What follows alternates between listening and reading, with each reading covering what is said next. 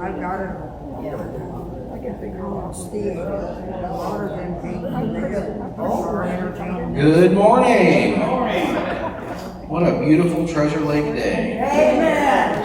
I know all about it. Summer's trying to come back though, if you haven't noticed. I'm ready for fall. All right, well, we're going to kick this off. As usual, I'll go through some updates and we'll open it up to questions. So, sales last year through September, we had sold 77 memberships. So, January to September last year, 77. As of September 10th of this year, we've sold 287 memberships. Yeah. Good job. Of that 287, 235 have been sold using the coupon, and 52 have been regular sales. I often get the question, what's the price of regular sales? $1,500, and of course the 1,000 for 1,000 is $1,000.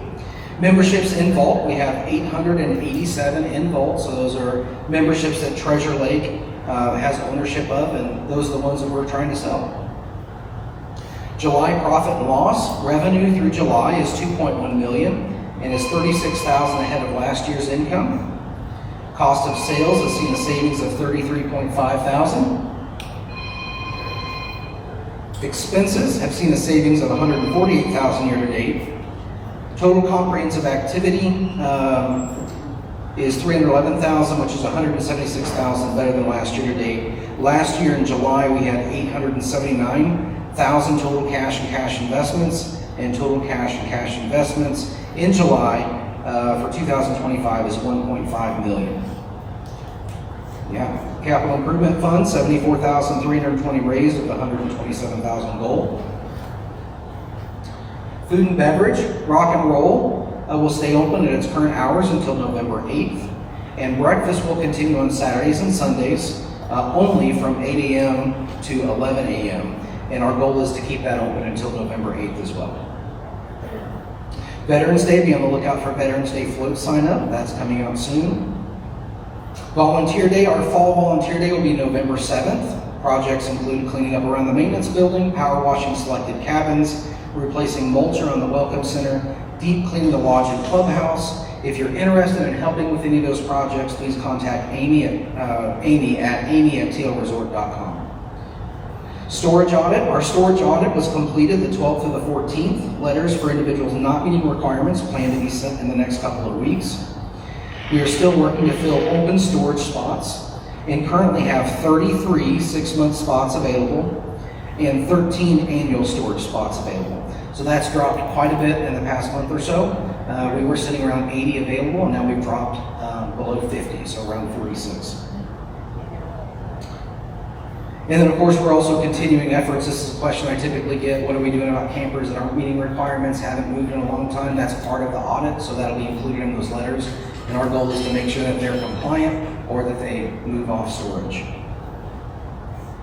Campground software. We met with 4 software companies to demo new campground software for our anticipated switch in January.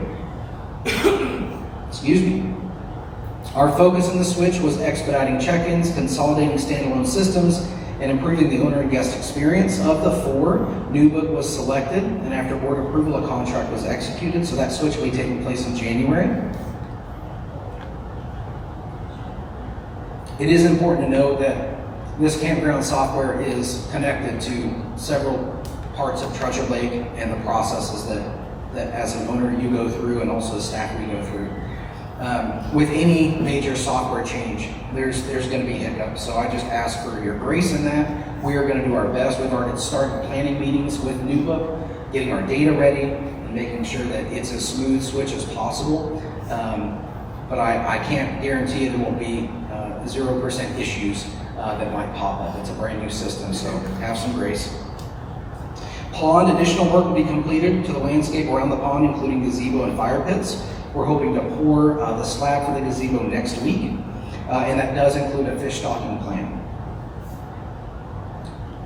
Rule changes.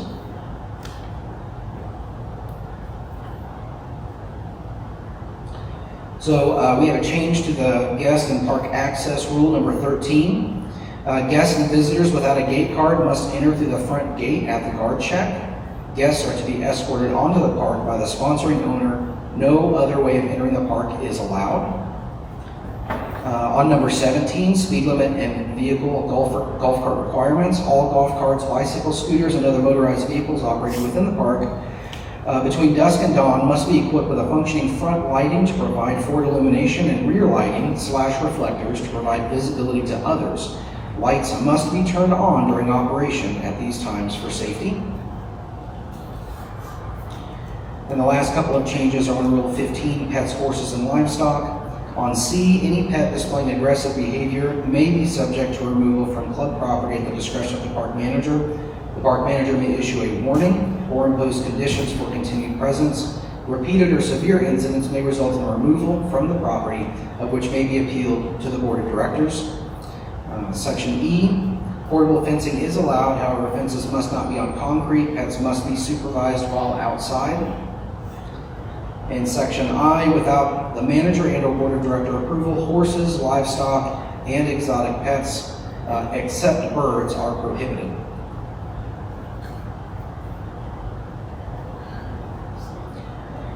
Insurance stickers. So last week, we had heard from an owner that had noticed that there were a lot of golf carts driving around without insurance stickers. I checked enforcement and found that we do have some golf carts that have not obtained an insurance sticker. Enforcement of this rule has been discussed with the security team, and I ask that if you have not obtained a sticker, please do so today. We've got plenty. Sunday church service. Sunday church services have ended for the season. I just want to say a huge thank you to the staff and volunteers that provided an opportunity for worship here at Treasure Lake.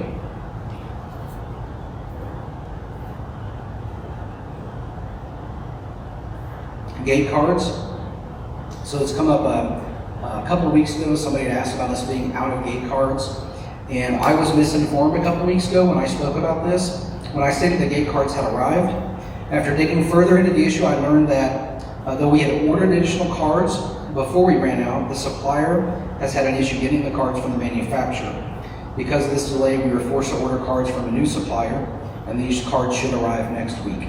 And on the cards, it's not something you can just go out and buy from anybody. They're very specific cards that have to be pre-programmed to work with our system. So we were able to find another supplier, and it should be here next week. So my apologies for getting that wrong a couple weeks ago. Save the date. Our 2025 annual meeting will be October 25th. And this year will be held at the Hughes Brother Theater, and Revive will be performing. If you're interested in the Halloween Trail sign up, please reach out to Annie at activities@tlresort.com. And if you would like to volunteer or interested in loaning or donating any large decorations for decor, feel free to reach out to Amy at amy@tlresort.com. Election. We have 3 board slots to fill in the coming election. 9 packets have been turned in, and the election committee has verified that all 9 candidates had the required 25 signatures of members in good standing. The candidates are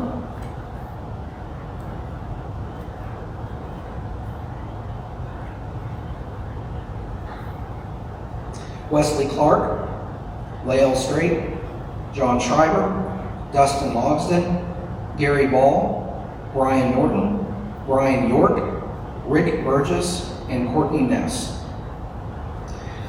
Per the bylaws, the ballot was approved by the board at a special meeting. Candidate bios are posted on the screens located around the park and currently hung on the Welcome Center, Lodge, and Clubhouse bulletin boards.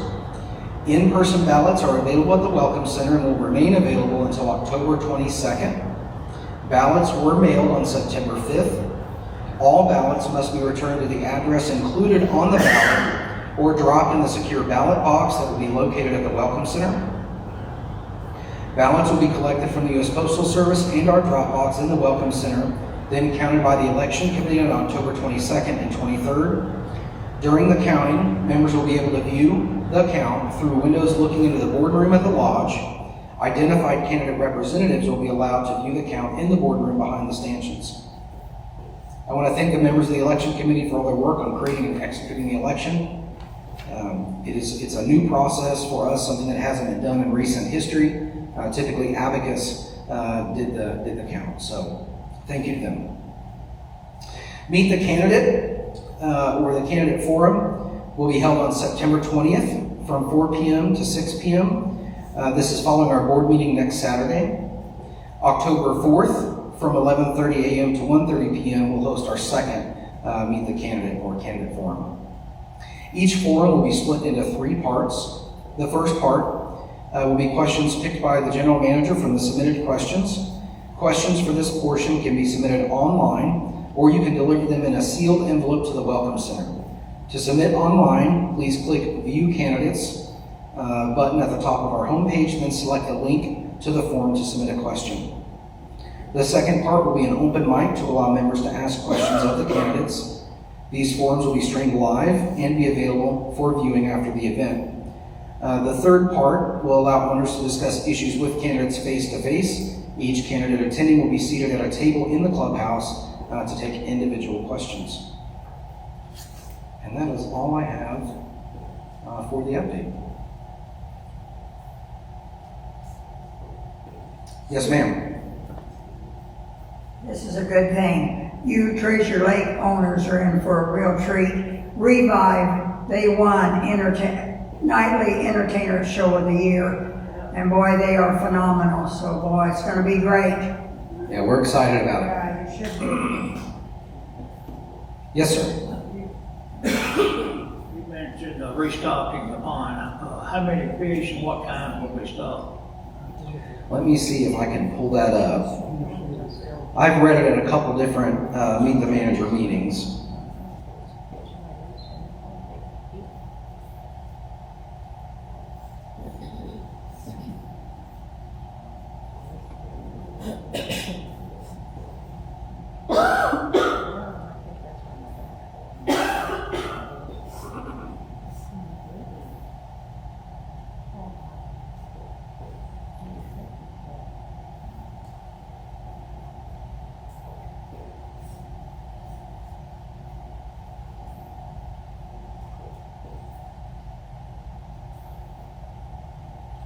So we're looking at 20 pounds of flathead minnows, 1 to 3 inches, 20 pounds of golden shiner minnows, 2 to 4 inches, 50 largemouth bass between 5 and 7 inches, 25 hybrid striped bass between 5 and 7 inches, 200 bluegill sunfish, 100 hybrid bluegill fish, 100 red ear sunfish, 30 channel catfish, and 4 grass carps. Is it still catch and release? Is it still catch and release? It can be if you want. Oh, that's what it used to be years ago, you know, when they had to buy a fishing license. Yeah, we have a fishing license available, and you don't have to release. You can catch and keep. Catch and eat. Catch and eat. Yes, sir. What phase are they shutting down this winter? So we're working on that now. Don't have an answer for you today. Hopefully we'll have one within the next couple of weeks.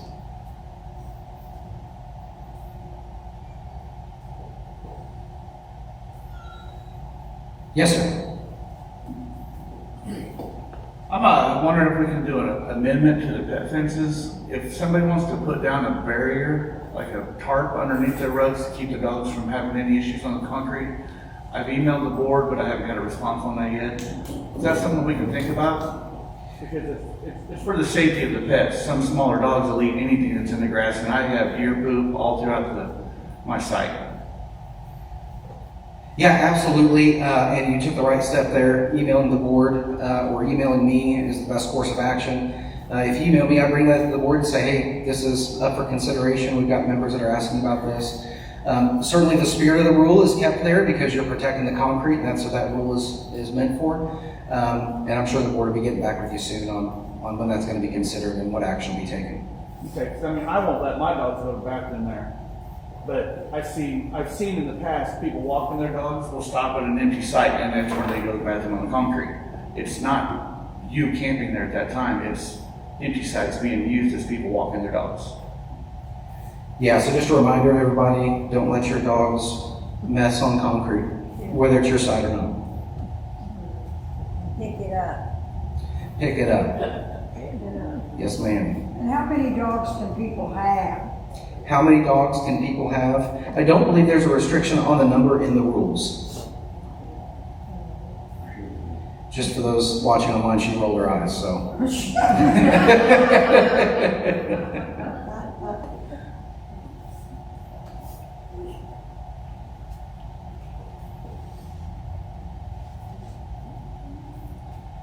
Long-term planning committee will be meeting again today at 11:30. Typically, questions that we get revolve around site repairs, pedestal upgrades.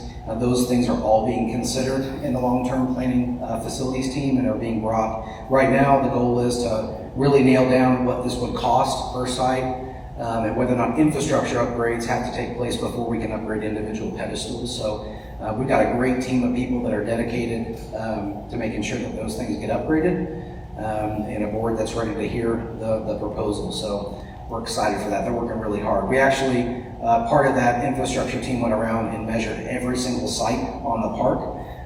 And not just this is how big the pad is, but this is how big the entire site is, this is how wide it is, the concrete pad is this large. All the details of the site, which we'll be able to put into our new system, the new book system, that'll be starting January 1st, provide a little more clarity on sites and what the amenities are on the site. So, yes, sir. Kenny just went to the front office for some business, and the chairs weren't there. He can't stand very long. Is there a reason for that? So the ballot box took up the area where the chairs are. I will happily put a chair in there for anybody. I didn't even think about that. Just So a short. yeah, absolutely. Yeah, that big old ballot box took up all the space there. So I put the chairs in the break room, but I'll bring one back out. Yes, ma'am. Stephen, when was the last concrete pad poured? Was that over in 2? There's not been any since, has there? No. No additional pours have happened since the ones that happened in 2.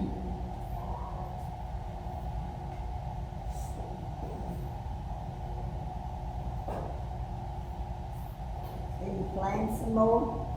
Yes, ma'am. Yeah, absolutely. Yeah. We're hoping the long-term planning committee can come up with a set of this is how many sites we should be doing per year, and this is what the ideal site is. Because as soon as we poured those sites, I had some people come up and say, hey, this really isn't the ideal size. So what is the ideal size? So instead of just pouring sites that aren't gonna meet the needs of Treasure Lake, I'm hoping that team can kind of advise on what the site should look like, what the pad should look like before we pour anymore. It should be long. Long, yeah. Yeah. How long is long, and then how wide do they need to be, and how many sites would allow for that width? Because there are some sites that won't allow for the width just because of tree roots. I mean, if they would, we'd have to be getting rid of some trees. And do we want to get rid of trees? And you can see the rabbit hole we start going down. Because I certainly don't want to get rid of any of the shade.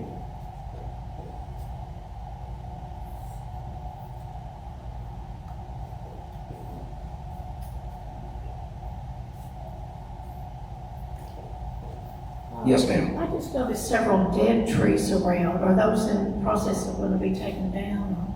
Yeah, if you see dead trees, look for an X on them. If they have a bright X on them, they've been marked by maintenance to come down. Yeah. And we try to wait until the slower time of the season to actually take those down.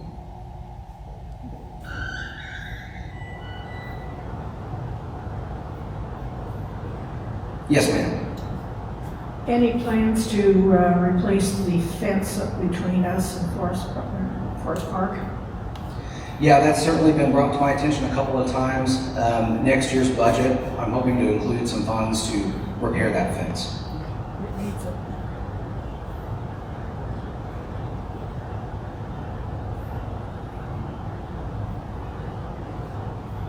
Yes, ma'am.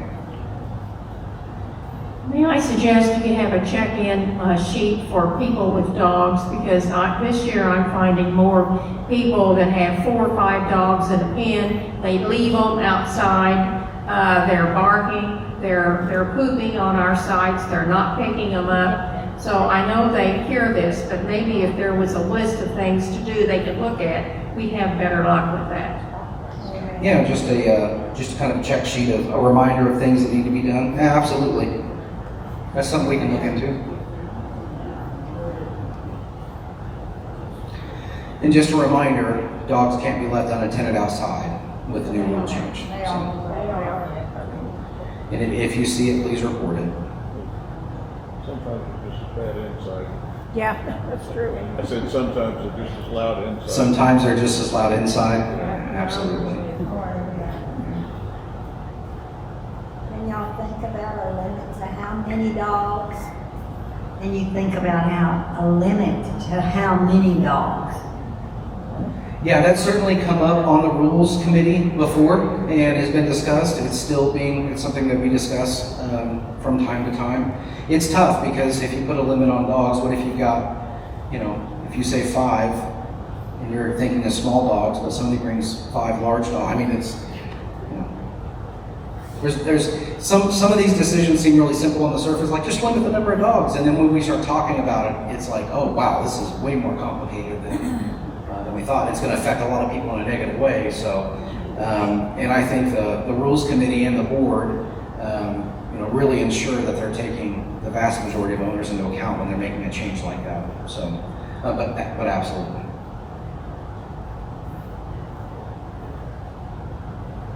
She was right about some of them inside or more. She was right about some of them inside are more trouble than with their barking than outside. We were previously barking by one, and very nice couple, but they had 2 dogs and we could not sit outside because they barked constantly, left their shade up, and every time we walk outside they go crazy. Yeah, and if you do experience that, you can let security know if you don't want to approach them and talk to them about it, and we can certainly talk to them. Not that always changes anything, but certainly if it's happening during quiet hours, that's an issue. So, you have your hand raised? Okay. Yes, ma'am. Stephen, the only reason I asked about the concrete, when Lenny was manager here, that's all we heard, promise after promise, putting down concrete pads, even here in one. Never anything was done, and we owners, we're tired of that. We're so thankful we've got you, somebody honest we can trust. I appreciate that. Praise the Lord. Amen. Yes. Church service is back on. Yeah.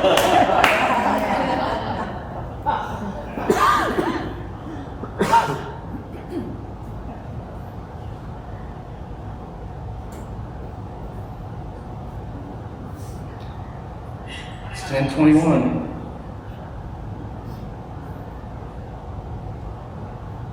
Make a dog come up here and dance. Yeah. She got me on the dance floor last night at bingo. That's a feat. I don't dance a lot. I'll teach you. Yeah, you'll have to. I don't know the cool dances. I know the Cupid Shuffle. Good. That's about it. Maybe they'll do it tonight. There you go. Probably not tonight. Bring your beautiful little wife. Yeah.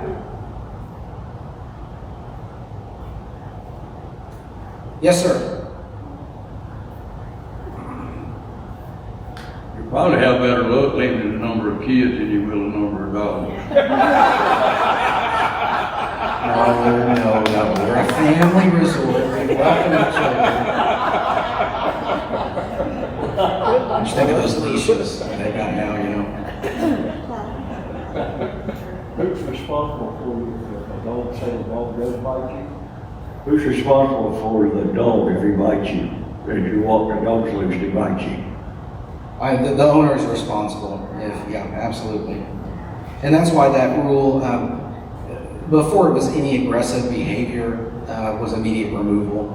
And it was brought up that aggressive behavior is a pretty loose term, and there are some small dogs that act very aggressive that people don't worry about, whereas there's big dogs, if they, walk too close to somebody, they feel like it's being aggressive. So that provided a little more leniency on our side to be able to determine, when a dog needs to be off property and then when they can come back.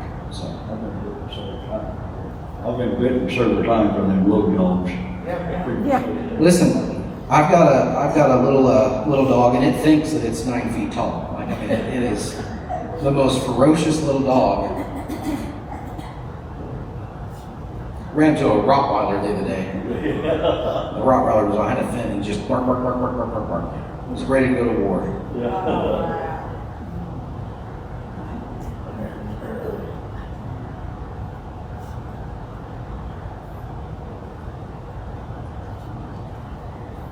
I don't bring Gus on the property very often because of that. That's his name. What's his name? Gustavo Miguel Mills. We call him Gus Gus for short.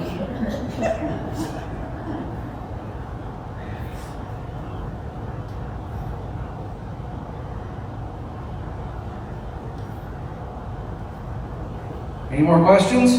We're going to end early. Going once? Going twice. Don't forget, next week, candidate forum, right after the board meeting. Appreciate you guys. Have a wonderful day.